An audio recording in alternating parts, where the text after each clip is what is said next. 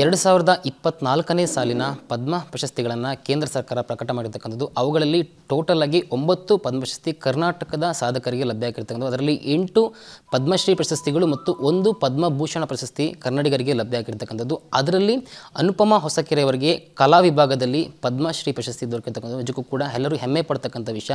ಸದ್ಯಕ್ಕೆ ನನ್ನ ಜೊತೆ ಪ್ರಶಸ್ತಿ ತಗೊಂಡಿರ್ತಕ್ಕಂಥ ಪ್ರಕಟ ಆಗಿರ್ತಕ್ಕಂಥ ನಮ್ಮ ಜೊತೆ ಅನುಪಮ ಹೊಸಕೆರೆ ಅವರು ನಮ್ಮ ಜೊತೆ ಇದ್ದಾರೆ. ಮಾತಾಡ್ತಾ ಹೋಗ್ತೀನಿ ಮೇಡಮ್. ನಿಮ್ಮ ಒಂದು ಪರಿಶ್ರಮಕ್ಕೆ, ತಮ್ಮ ಒಂದು ಸಾಧನೆಗೆ ದೇಶದ ಒಂದು ಅತ್ಯುನ್ನತ ನಾಗರಿಕ ಒಂದು ಸೇವಾ ಪ್ರಶಸ್ತಿ ತಮಗೆ ಲಭ್ಯ ಆಗಿರ್ತಕ್ಕಂಥದ್ದು. ಅದನ್ನು ತಿಳಿದ ತಕ್ಷಣ ತಮಗೆ ಏನಾಯಿತು, ಎಷ್ಟು ಖುಷಿ ಆಯಿತು ಅನ್ನೋದನ್ನು? ರಾಮಲಾಲನನ್ನು ನೋಡ್ಕೊಂಡು ಬಂದಿದ್ವಿ, ಅಲ್ಲಿ ಆನಂದ ಬಾಷ್ಪವೆಲ್ಲ ಸುರಿಸಿ ಬಂದಿದ್ವಿ. ಇಲ್ಲಿ ಬಂದ ತಕ್ಷಣ ಈ ಸುದ್ದಿ ಬಂತು, ಹೃದಯ ತುಂಬಿ ಬಂದಿದೆ. ನನಗೆ ಒಂದು ಗ್ರ್ಯಾಟಿಟ್ಯೂಡ್ ಅಂತಾರಲ್ಲ ಹಾಗೆ ಒಂದು ಕೃತಜ್ಞತಾ ಭಾವ ನನಗೆ, ದೇಶಕ್ಕೆ, ನಮ್ಮ ಜನಕ್ಕೆ, ನಮ್ಮ ಕಲೆಗೆ. ಇದು ಸಾವಿರಾರು ವರ್ಷಗಳಿಂದ ನಡೆದು ಬಂದ ಹಾದಿ. ಅಲ್ಲಿ ನಾವು ಒಂದು ತೃಣ, ಇಂದಿರ್ತೀವಿ ನಾಳೆ ಇಲ್ಲ. ಆದರೆ ಈ ಜನ್ಮದಲ್ಲಿ ಇಂತಹ ಒಂದು ರೆಕಗ್ನಿಷನ್ ಸಿಕ್ಕಿರೋದು ನನಗೆ ಇನ್ನೂ ಕೆಲಸ ಮಾಡೋಣ ಅಂತ ಅನಿಸ್ತಾ ಇದೆ. ತುಂಬ ಸಂತೋಷವಾಗಿದೆ. ಮತ್ತು ನಿಮ್ಮ ಒಂದು ಹೆಸರು ಆ ಪದ್ಮ ಪ್ರಶಸ್ತಿಗೆ ಮುನ್ನೆಲೆಗೆ ಬಂದಾಗ ಅಥವಾ ಶಿಫಾರಸಿಗೆ ಒಳಪಟ್ಟಾಗ ಆವಾಗ ನಿಮಗೆ ಅಂದ್ಕೊಂಡಿದ್ದ ಪ್ರಶಸ್ತಿ ನನಗೆ ಸಿಗುವಂಥ ಸಾಧ್ಯತೆಗಳು ತುಂಬ ಇದ್ದಾವೆ, ಯಾವ ರೀತಿ ಅದನ್ನು ಎಕ್ಸ್ಪೆಕ್ಟ್ ಮಾಡಿದ್ರಿ ಅನ್ನೋದು? ನಿನ್ನೆ ನನಗೆ ಇದರ ಬಗ್ಗೆ ಗೊತ್ತಿಲ್ಲ. ಅಂದರೆ ನಾನು ನನ್ನ ಥರ ಒಬ್ಬ ಕಲಾವಿದೆಗೆ ಈ ಪ್ರಶಸ್ತಿ ದೊರಕತ್ತೆ ಅಥವಾ ನಾವು ಅದಕ್ಕೆ ಎಲಿಜಿಬಲ್ ಅಂತಲೂ ನನಗೆ ಗೊತ್ತಿಲ್ಲ. ನಾನು ಬೇರೆಯವ್ರನ್ನೆಲ್ಲ ಕೇಳ್ತಾ ಇದ್ದೆ, ಅವ್ರು ಹೇಳೋದನ್ನು ಕೇಳ್ಕೊತಾ ಇದ್ದೆ ಹೊರತು ನಾನೇ ಈ ಪಟ್ಟಿ ನೋಡಿದ್ದು ಇದೆಲ್ಲ ನನಗೆ ಗೊತ್ತಿರಲಿಲ್ಲ.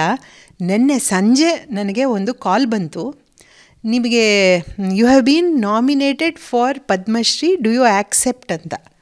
ನನಗೆ ನಗು ಬಂತು, ಇದೇನು ಪ್ರಶ್ನೆನೇ ಕೇಳೋದು ಅಂತ. ನಾನು ನಕ್ಕಿ of course I will accept, thank you very much ಅಂದೆ. ಅಷ್ಟೇ ಒಂದು ಆಗಿದ್ದು ಕಾನ್ವರ್ಸೇಷನು. ಮತ್ತು ಅವರು ಅಡ್ರೆಸ್ ಕೇಳಿಕೊಂಡ್ರು.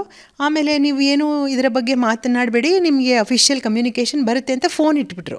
ಕಂಗ್ರ್ಯಾಚುಲೇಷನ್ಸ್ ಹೇಳಿದ್ರು. ಆಮೇಲೆ ನನ್ನ ಮನೆಯವ್ರನ್ನೆಲ್ಲ ಕರೆದು ಹೇಳಿದೆ, ನೋಡಿ ಈ ಥರ ಒಂದು ಫೋನ್ ಕಾಲ್ ಬಂದಿದೆ, ಇದು ಏನು ಅರ್ಥವೋ ನನಗೆ ಗೊತ್ತಿಲ್ಲ, ಕಾದು ನೋಡುವ ಅಂತ ನಾವೆಲ್ಲರೂ ಒಂದೇ ಕಡೆ ಕೂತ್ಕೊಂಡು ಎಕ್ಸಾಮಿನೇಷನ್ ರಿಸಲ್ಟಿಗೆ ಬರೋದರ ಕಾಯ್ಕೊಂಡಿದ್ವಿ. ಇಷ್ಟು ನಮಗಾಗಿದೆ. ಆಮೇಲೆ ಅದು ವೆಬ್ಸೈಟಲ್ಲಿ ಬಂತು, ನೋಡಿದ್ವಿ. ಆಮೇಲೆ ಓಹೋ ಇದು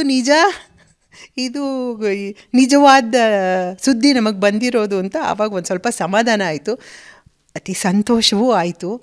ಅಂದರೆ ಒಂದು ತುಂಬ ನನಗೆ ಕೃತಜ್ಞತಾ ಭಾವದಲ್ಲಿದ್ದೀನಿ. ಯಾಕಂದರೆ ನಮ್ಮ ದೇಶದಲ್ಲಿ ಎಷ್ಟು ಜನ ಇದ್ದಾರೆ, ಎಷ್ಟು ಜನದ ಕೆಲಸ ಇದೆ. ಅವರು ಎಲ್ಲರೂ ತುಂಬ ಅತ್ಯುತ್ತಮ ಜೀವಿಗಳಿದ್ದಾರೆ. ಈಗ ಅವ್ರಿಗೆ ತುಂಬ ತ್ಯಾಗ ಭಾವ, ತುಂಬ ಕರ್ತವ್ಯ ನಿಷ್ಠೆ ನಮ್ಮ ಆಡಳಿತದಲ್ಲೇ ನೀವು ನೋಡ್ತಾ ಇದ್ದೀರಾ. ಇದನ್ನೆಲ್ಲ ಕಂಡಾಗ ಅಯ್ಯೋ ನಮ್ಮದು ಈ ಅನುಭವ ನಮ್ಮದು, ಮಿಕ್ಕಿದ್ದೆಲ್ಲ ಭಗವಂತನ ಪಾದದಲ್ಲಿ ನಮ್ಮ ಜನರಿಗೆ ಅರ್ಪಣೆ.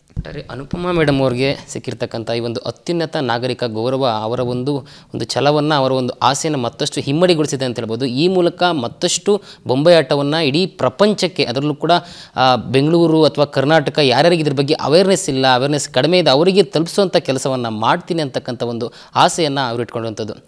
ಕ್ಯಾಮ್ರಾ ಪರ್ಸನ್ ಮಹೇಶ್ ಜೊತೆ ಲಕ್ಷ್ಮೀ ನರಸಿಂಹ, ವಿಸ್ತಾರ ನ್ಯೂಸ್, ಬೆಂಗಳೂರು.